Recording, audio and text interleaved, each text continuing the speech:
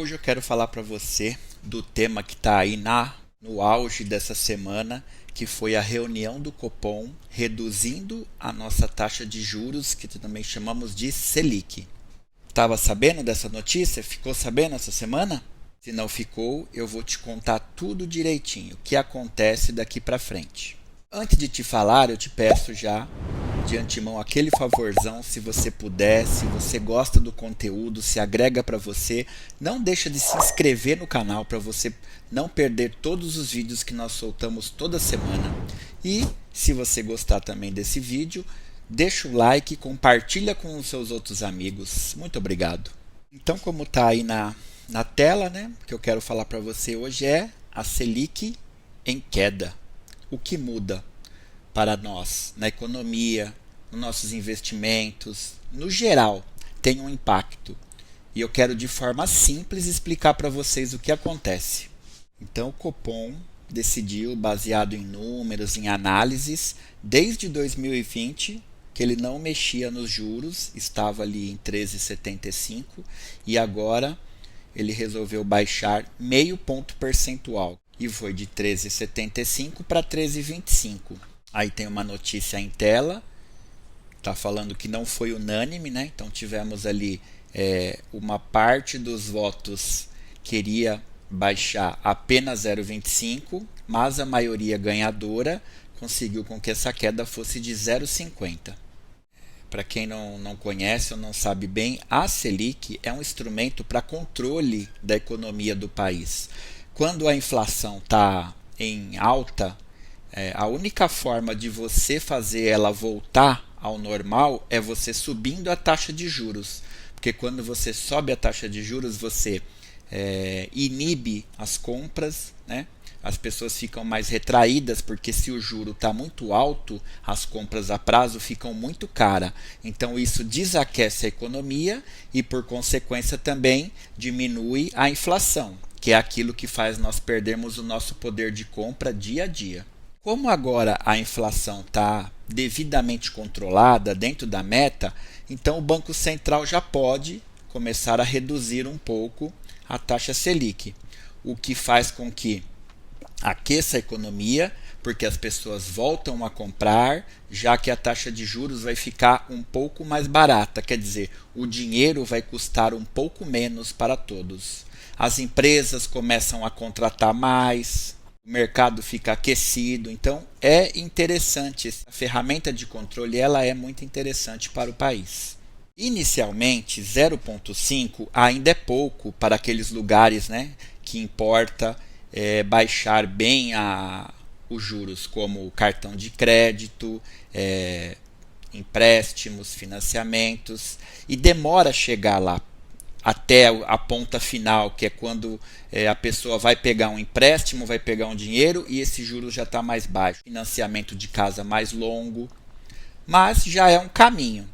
Agora, uma primeira dica que eu te dou aqui com relação a essas taxas de juros de empréstimo.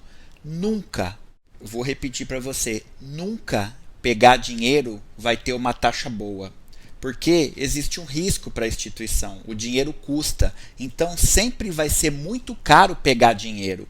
Não tenha a ilusão de que baixando a Selic isso vai ficar muito mais baixo, porque a Selic já teve em 3, 4% e a taxa de juros continuava dolorida para quem toma dinheiro emprestado, que é o devedor. Então, quanto mais rápido possível você deve quitar as suas dívidas e passar de devedor a investidor. Aí você vai ter taxas, apesar de um pouco mais baixas, mas que vão retornar para você. Você não vai perder para bancos ou para essas empresas que financiam, contratando dinheiro. E, independente da taxa de Selic estar alta ou baixa, os investimentos em renda fixa, principalmente no Brasil, eles são sempre bons, são muito melhores do que em outros países mais desenvolvidos. Então, investir na renda fixa sempre é interessante. Aí, à medida que você vai estudando, que você vai criando um perfil para você ir para outros investimentos com um pouco mais de risco, mas que traz rentabilidade, você deve pensar e deve fazer isso também. Então, normalmente o primeiro degrau, o primeiro estágio de um investimento e de todo iniciante como investidor é a renda fixa, que é algo que paga bem e com um risco mínimo. E como vão ficar os investimentos agora com essa taxa baixando um pouco?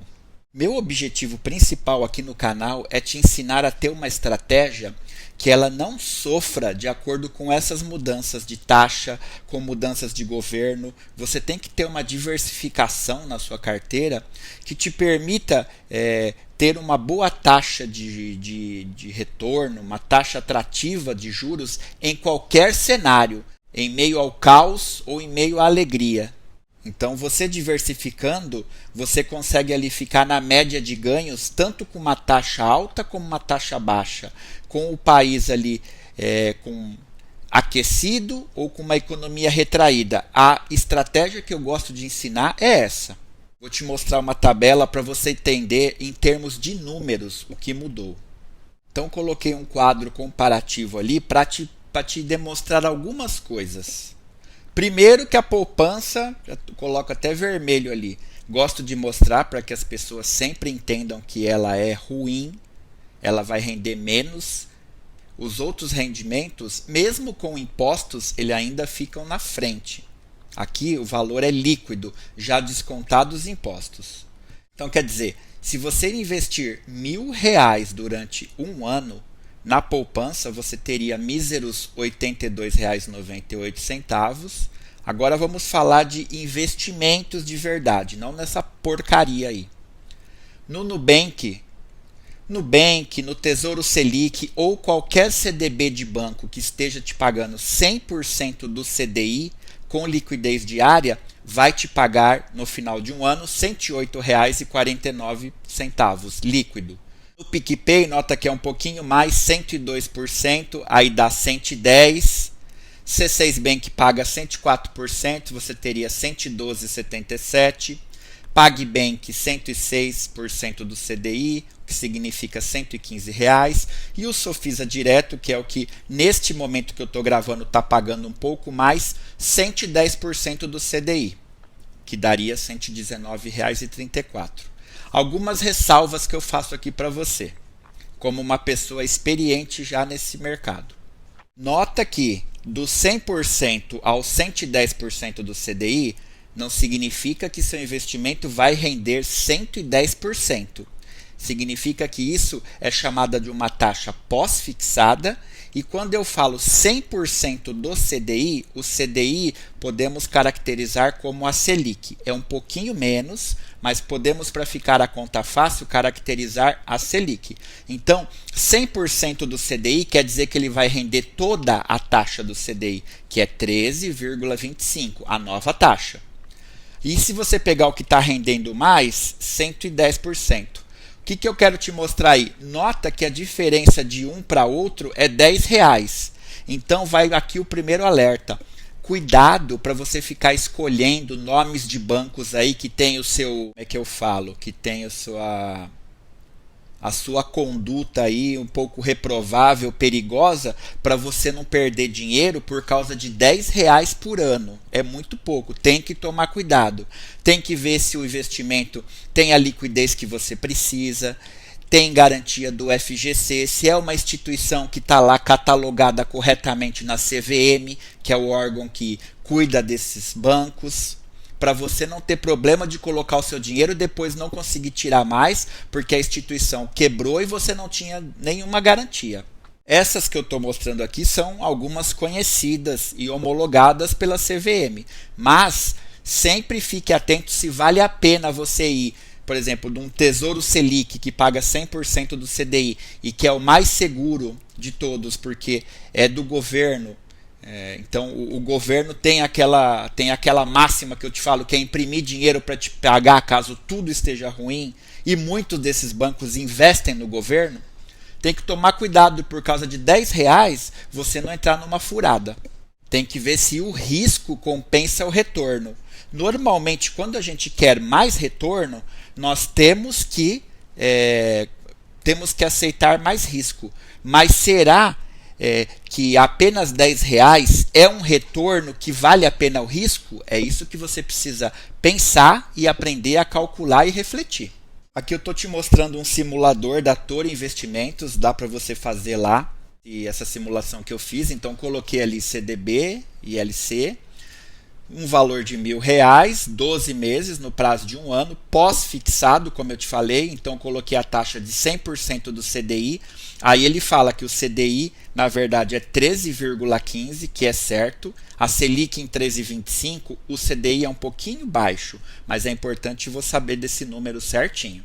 Então, deu aí R$ 131,50. Se você voltar no slide anterior, você vai ver que eu falei para você que é 108 mais ou menos. É porque lá está líquido, livre de imposto. E qual o imposto? Na renda fixa, com um ano, você paga 17,5% de IR sobre o lucro. Quer dizer, os 131,50, que é o que você teve de lucro. Os R$1.000 estão ali livres e protegidos do imposto. Por isso que deu um valor menor. Você pode simular aí aquelas taxas de 104, 110, outros valores, outros prazos. E qual é o investimento aí, qual o percentual e ver se vale a pena, se faz sentido ou não para você. Aí nesses momentos que a taxa Selic baixa, todo mundo começa a perguntar, e minha reserva de emergência? Aí eu falo para você, obviamente que ela vai render um pouco menos, porque se a sua reserva de emergência ficou ali em algum investimento que rende 100% da taxa Selic e a Selic baixou um pouquinho, ela vai baixar junto com a queda da taxa. Mas lembra daquilo que eu falo, reserva de emergência, o próprio nome já diz, emergência, não é lugar de você ficar procurando rentabilidade. Você tem que ter uma coisa que tenha disponibilidade imediata e garantir que você não tenha oscilações, é sempre para cima. Então, a reserva sua de emergência, ela sempre vai ficar nesses instrumentos seguros. Não se preocupe com a taxa Selic, não importa, ela é uma reserva de emergência. Rendendo apenas do que a taxa Selic está pagando, já está ótimo. Não procura problema para você, porque dá uma hora lá de uma emergência, você vai lá tentar o resgate, não consegue e aí você vai ter problema. Não fica procurando pelo em ovo. Outro tema mais técnico, mas que começa a acontecer quando a gente está falando em queda de Selic, é a marcação a mercado, que é um item mais complicadinho. Eu tenho um vídeo no canal falando mais detalhadamente sobre isso, mas eu vou te falar de maneira prática o que é isso. Eu já tenho falado desde o começo do ano. A Selic, tudo indica que chegou no seu topo. Vai começar a cair. Agora é o momento da gente, quem quiser tentar se beneficiar da marcação a mercado, é na hora que a Selic baixa, que a taxa dos juros de alguns títulos do Tesouro sobem. Então você normalmente contrata uma taxa de 10% e você vai ter 30%. Mas lembra que isso tem risco. Então, ou você sabe fazer, sabe mais ou menos dar uma olhada na economia, e eu falo mais ou menos porque isso não é uma ciência exata. Nós estamos agora num cenário provável de queda da Selic. Que 45 dias, quando o Copom se reunir, pode estar um caos na economia, pode ter problema com a inflação e ele reduzir, parar a queda da Selic. Então, é uma perspectiva pelo que nós estamos vendo na economia hoje. E imaginamos que vai continuar caindo. Mas, para você fazer isso, ou você conhece muito bem os times, né? O tempo que você faz isso, ou você compra um título lá, IPCA mais 4, 5, por exemplo, que faz parte da sua estratégia, e se planeje para deixar até o vencimento. E aí, caso essa marcação a mercado se cumprir, você vê que rendeu muito mais do que você se planejou, você retira o seu dinheiro. Aconteceu comigo. Quando a Selic estava em 16, eu comecei a comprar esses títulos longos, mas eu nem imaginava que era marcação a mercado. Mas aconteceu e eu acabei resgatando antes. Eu não comprei com esse objetivo. Eu estava pronto para ir até o vencimento, que é onde você não tem risco. quais são os dois títulos que sofrem marcação a mercado? Eu já te falo aqui no canal sempre. Tesouro IPCA e Tesouro pré-fixado. O Selic não participa disso. A ideia do Selic é um pouquinho, todo dia, para cima, sem oscilação negativa. Nesses outros dois títulos, se você acertar o timing ou se você comprar respeitando o vencimento, mas no momento certo, você tem grandes chances de ter uma rentabilidade alta. Mas se você não conhecer, comprar em baixa, por exemplo, e a Selic sobe, você tem prejuízo. Então, tome cuidado com esses títulos, saiba o que você está fazendo. Aqui no canal eu tenho algumas playlists que falam disso. Dá uma estudada lá para você não se meter em rascada.